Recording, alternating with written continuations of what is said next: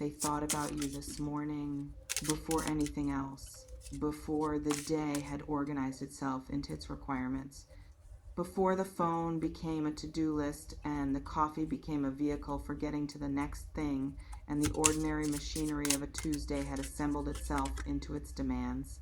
In the specific, unhurried, no other thoughts yet quality of a mind that has not yet been claimed by the day. You were there, not as something they decided to think about, as simply what was there when nothing else was there yet.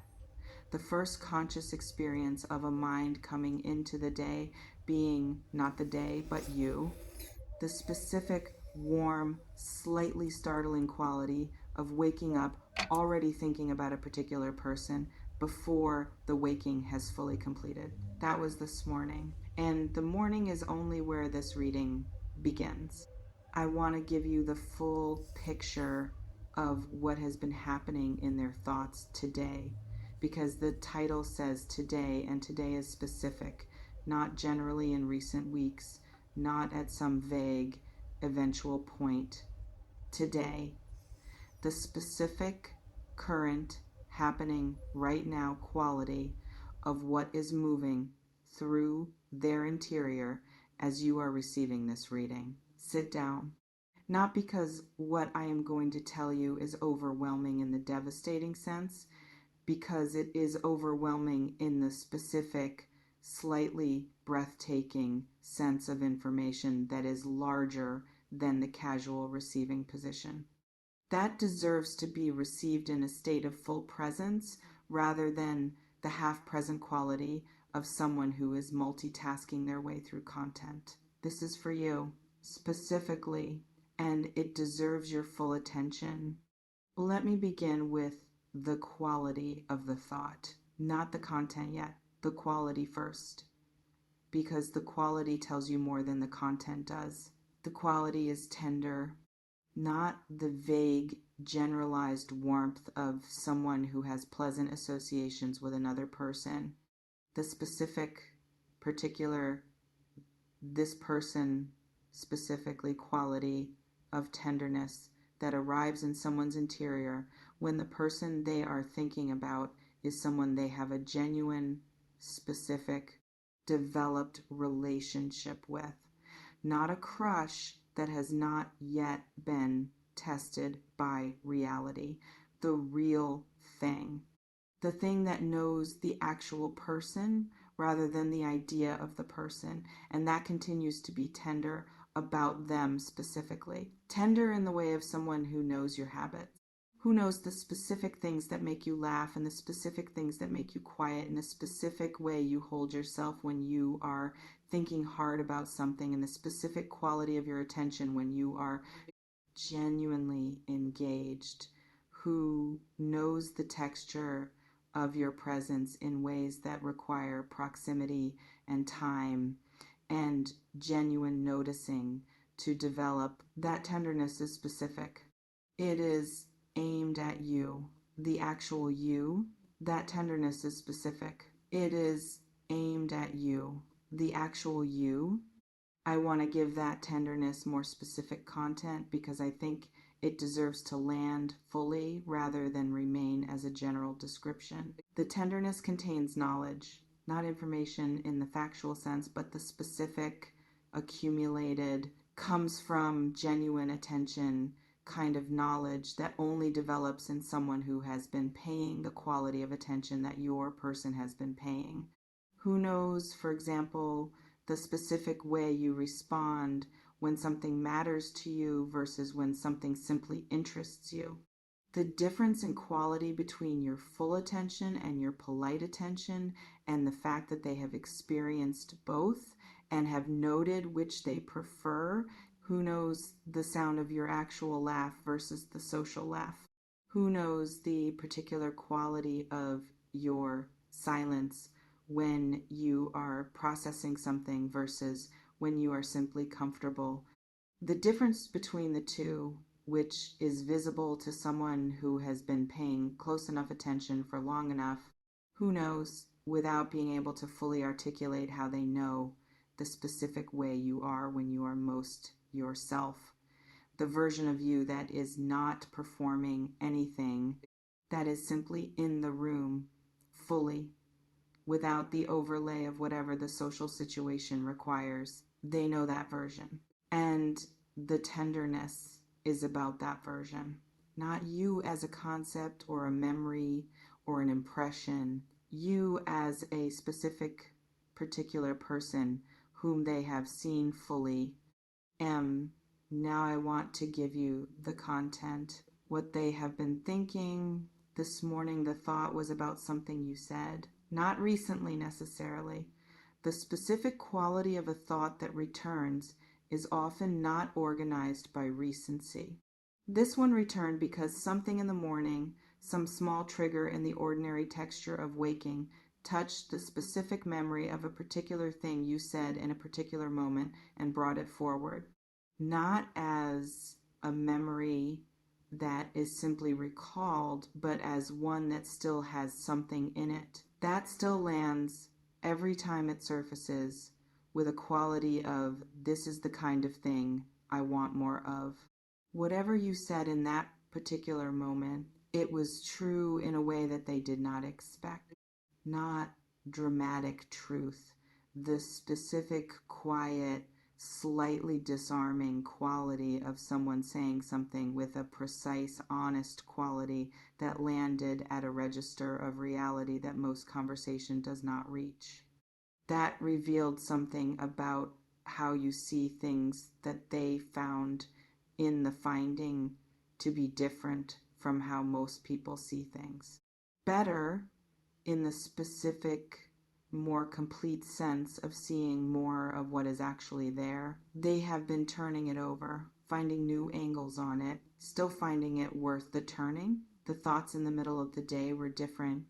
The morning thought was about something you said. The afternoon thoughts, the ones that arrived in the middle of things that were supposed to be claiming full attention, were about you, not something you said or did, simply you. The specific quality of your presence in their awareness that has no single memory as its trigger, but that arrives anyway. That surfaces in the middle of an email or a meeting or the ordinary low engagement tasks of a day when the mind has enough spare bandwidth to wander, and that the mind wanders toward you, not as a distraction exactly, more as a preference.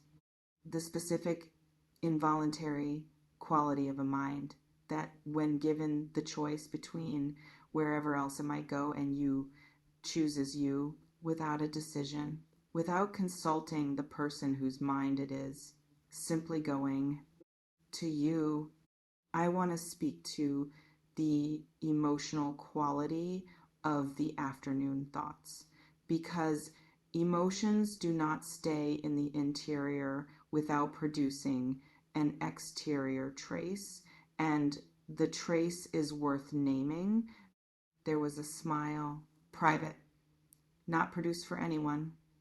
The specific, slightly involuntary quality of an expression that arrives on a face before the face has consulted social appropriateness, the corner of the mouth, the particular softness that arrives around the eyes when someone is thinking about something that makes them feel genuinely good, not the performed version of delight, the genuine one that shows up when no one is looking. Someone today smiled because of you, without knowing it was happening until it was already there, and in the noticing of it, a particular quality of recognition, of understanding in that moment something about the specific, irreplaceable quality of what thinking about you produces, of being reminded by the involuntary nature of the smile that what they feel is not a choice they are making, that it is simply what is there, still, even now, producing smiles in the middle of ordinary days to you, without a decision, without consulting the person whose mind it is, simply going to you. I want to describe one more quality of the afternoon thoughts that I think is the most personally significant piece of what I am reading. They thought about what you would think, not in the general sense of wondering what you would think about them or about the situation between you. In the specific, more intimate sense of wondering what you would think about something that had nothing to do with either of you, something that happened in their day, something they encountered, something that produced a response in them, and that was followed immediately, automatically, by the thought of what your response would be. What would Virgo think about this? Not because they needed your opinion or were planning to share the thing with you, because you have become a reference point, the specific internal touchstone of someone whose perspective they have found to be reliably interesting, reliably honest, reliably different from most people's in ways that have been valuable to encounter. And the wondering about your response had a quality, a warm one, the specific, slightly fond quality of someone who enjoys imagining the perspective of a person they like, who finds the imagined engagement with your point of view pleasurable in a way that reveals how much they value the actual engagement. They would rather be actually talking to you, but in the absence of actually talking to you, the imagining of it is the next available thing, and they have been doing it all day. Tell me in the comments if you felt this today. Not the reading, the person, whether there was a moment in your day that had a particular quality of warmth or of being thought about that you could not fully account for, whether something arrived in your awareness that seemed to come from outside the ordinary sources. Tell me. I want to give you the most specific piece, the thought they have been returning to most consistently throughout the day, the one that has had the quality of a refrain that has come and gone and come back again with the particular persistence of something that has not yet been resolved into action and that therefore keeps returning to be considered. They have been thinking about reaching you, not in the abstract, someday sense, in the specific, practical, what would I even say quality of someone who is close enough to an action to be running the preview of it, who is imagining the specific form of a contact that has not yet happened, who is rehearsing without committing, who is in that specific, productive, slightly uncomfortable territory of someone who has already decided on the direction and has not yet fully decided on the moment. The direction is toward you. The what would I say has been circling all day, not because they do not know what they want to say, because what they want to say has a weight that the available casual framings do not adequately carry, because the specific thing they want to communicate deserves a form that matches its significance. And the finding of the form is taking the time that the day has had available. The form is being found. The form is being found. I want to describe the specific quality of what the rehearsing feels like from the inside of someone who is in the what would I even say stage. It has a circular quality. Each version of what they want to say begins with something true and then hits a point where the true thing feels like it needs more context than a casual opening can carry, where the specific weight of what they want to communicate keeps outstripping the available forms for communicating it, where the casual version feels too small and the formal version feels too large, and the thing that would be exactly right keeps not quite materializing. This is not indecision about whether to reach out. This is the specific, slightly maddening challenge of finding a container that fits. And the challenge is producing a quality of sustained attention to the problem, of cycling through approaches and rejecting them not because they are wrong, but because they are insufficient, because none of them quite carries the full weight of what wants to be said. That full weight includes everything the day has been holding.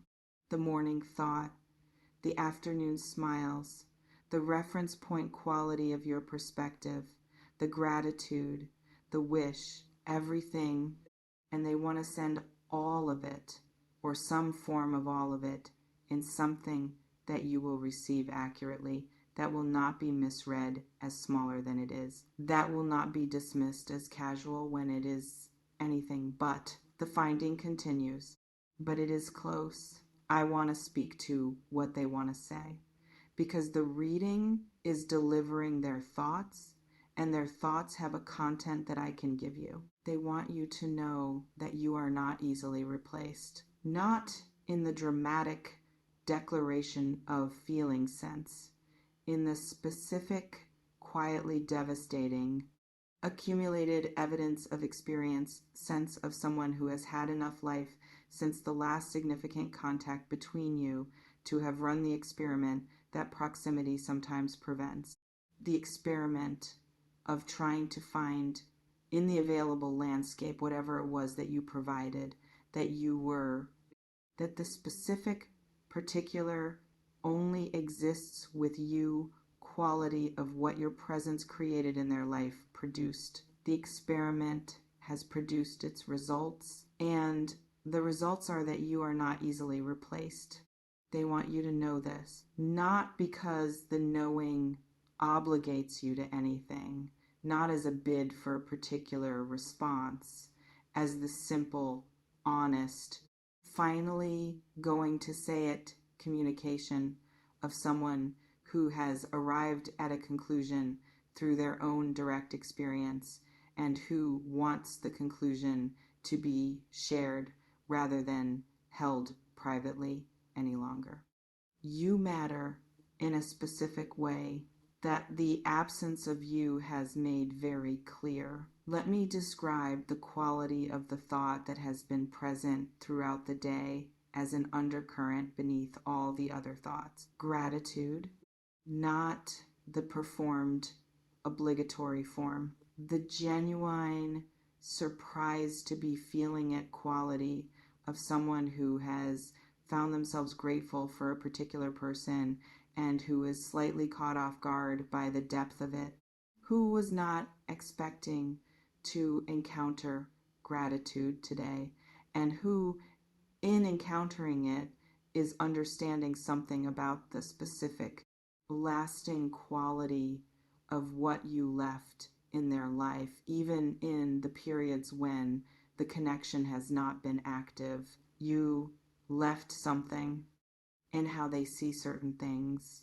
in how they understand certain situations, in what they know about themselves that they learned in the context of knowing you.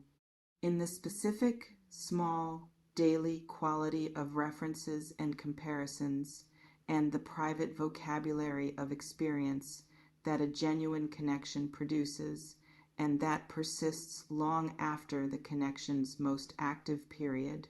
You are still in there, not as a memory in the archival sense, as something that continues to be active, to inform, to be present in how they move through the ordinary situations of their life in ways that your influence made different. That is the gratitude for something that is still working in them, still relevant, still you. That is the gratitude for something that is still working in them, still relevant, still you.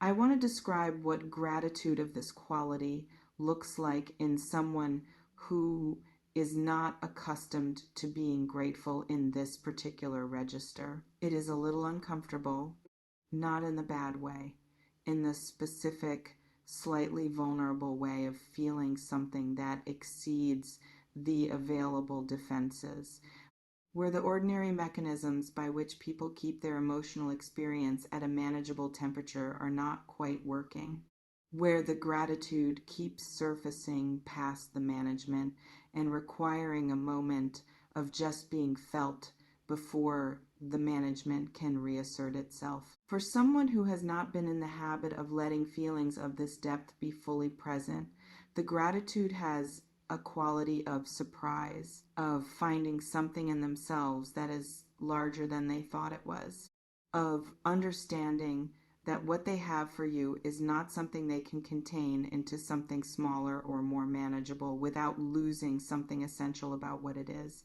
And in the understanding of that, a quality of decision making that has been absent until today, the decision that the size of what they feel deserves a corresponding response, something larger than the thinking, something that reaches beyond the interior, something directed toward you. I want to close with one final thought of theirs, the one that arrived last, the one that is most present in them as this particular day winds toward its end. The wish, the specific, quiet, not yet acted on wish of someone who has spent a day thinking about you and who is ending the day with a clarity that the beginning of the day did not fully have. A clarity about what they want, about what they would do if the conditions were exactly right, about what they would say if the saying felt like something they were currently capable of fully meaning. They wish you knew how often you come to mind, how the thought of you has a particular quality that other thoughts do not. How the day has been better in specific, small, unmeasurable ways simply because you moved through it in their awareness. They wish you knew that the thinking of you is not neutral or ordinary or simply the residual quality of having known someone. It is something they are actively glad of, something that on the days when it surfaces with particular strength, as it has today, reminds them of something they do not want to forget, that you are worth thinking about. Worth more than the thinking, actually. Worth reaching toward. And today, finally, they are closer to the reaching than they have been.